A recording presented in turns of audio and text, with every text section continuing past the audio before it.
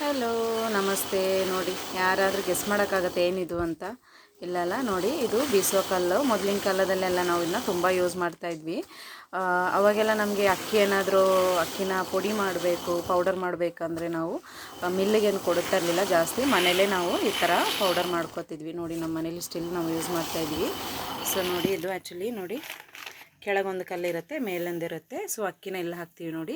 ನೋಡಿ ಅದ್ರದ್ದು handle. So ಈ ಥರ ಒಂದು ಹ್ಯಾಂಡ್ಲ್ ಇರುತ್ತೆ, ಉಡಂದು ಫಿಕ್ಸ್ ಮಾಡ್ಕೋತೀವಿ. ಸೊ ಅದು ಯೂಸ್ ಮಾಡಿಕೊಂಡು ನೋಡಿ ಈ ಥರ ತಿರುಗಿಸ್ತಾ ಪೌಡರ್ ಮಾಡ್ತೀವಿ. ನೋಡಿ ಹಿಂಗೆ ಮಾಡ್ತಾ ಇದ್ದಾರೆ ನೋಡಿ.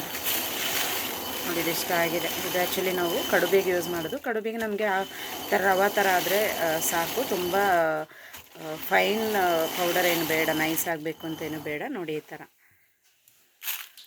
ನೋಡಿ ಇಲ್ಲಿ ಅಕ್ಕಿ ಹಾಕ್ತಾ ಇದ್ದಾರೆ ನೋಡಿ. ಎಷ್ಟು ಚೆನ್ನಾಗಿದೆ ಅಲ್ಲ, ಖುಷಿ ಆಗುತ್ತೆ ನೋಡೋದಕ್ಕೂ ಮಾಡೋದಕ್ಕೂ. ಯೂಶ್ವಲಿ ಅಕ್ಕಿನ ಒಣಗಿಸಿ ಬಿಸಿಲಲ್ಲಿ ವಾಶ್ ಮಾಡಿ ಬಿಸಿಲಲ್ಲಿ ಒಣಗಿಸಿ ಈ ಥರ ಪೌಡರ್ ಮಾಡ್ಕೋತೀವಿ. ನೋಡಿ ಚೆನ್ನಾಗಿದೆ ಅಲ್ವಾ? ಈ ಥರ ಎಲ್ಲ ಇತ್ತೀಚೆಗೆ ಕಾಣೋದೇ ತುಂಬ ಅಪರೂಪ ಆಗಿದೆ. ಈಗಿನ ಜನ್ರೇಷನ್ ಮಕ್ಳಿಗಂತೂ ಇದೇನು ಅಂತಲೂ ಗೊತ್ತೂ ಇರಲ್ಲ.